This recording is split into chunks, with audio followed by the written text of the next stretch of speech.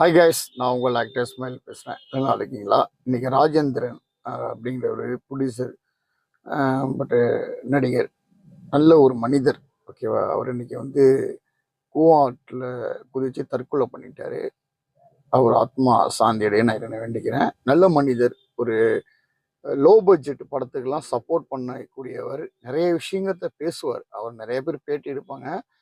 எதுக்குமே பயப்படாம அசராம பதில் சொல்லக்கூடியவர்.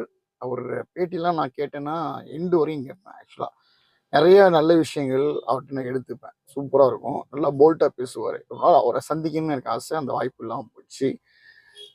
அவரை பற்றி சொன்னால் சொல்லிக்கிட்டே போகலாம். அப்போது நிறைய ஆடியோ லான்ச்சுக்கு வந்து இன்வைட் பண்ணுவாங்க. எல்லா ஆடியோ லான்ச்சுக்கும் வந்து கலந்துப்பார். அழகாக பேசுவார். போல்ட்டு அப்படின்னா ஓப்பன் பேச்சுக்க டாப்பிக்காக பேசுவார். நல்ல சூப்பரான மனிதர். இடையில கூட காரைக்காலில் ஒரு படம் பண்ணியிருந்தாங்க. காரைக்காலில் உள்ள நண்பர் ஒருத்தர் ஹீரோ பண்ணியிருந்தார். ஆக்சுவலாக அந்த படம் கூட ஆடி லஞ்ச் அங்கே தான் பண்ணியிருந்தாங்க.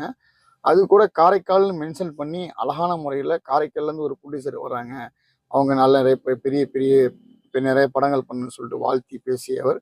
அவர் இன்னைக்கு வந்து தற்கொலை பண்ணிக்கிட்டாரு. அப்படிங்கும்போது மனசு ரொம்ப கஷ்டமாக இருக்குங்க. எப்படின்னா அந்த அந்த பாலத்தில் நிறைய பேர் பண்ணுவாங்கன்னு நினைக்கிறேன். ஆக்சுவலாக அதனால வந்து தடுப்பு சுவர்லாம் கட்டி வச்சிருக்காங்க, அந்த மாதிரிலாம் பண்ணக்கூடாதுன்னு சொல்லிட்டு. இந்த சம்பவம் நடந்தது வந்து ரொம்ப மனசுக்கு ஒரு வலியா இருக்கு. ஓகேவா? அவருக்கு என்ன பிரச்சனை அப்படிங்கிறது தெரியல.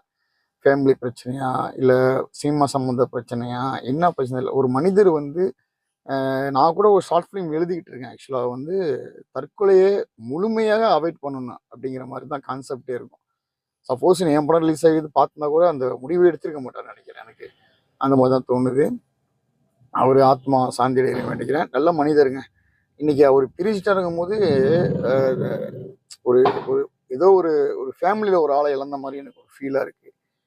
இன்னைக்கு ஆடி லான்ச்னு நான் கேள்விப்பட்டாவே நம்ம போகிறோமோ இல்லையோ அவர் இருப்பார் அப்படிங்கிற மாதிரி மனசுக்கு தோணும்.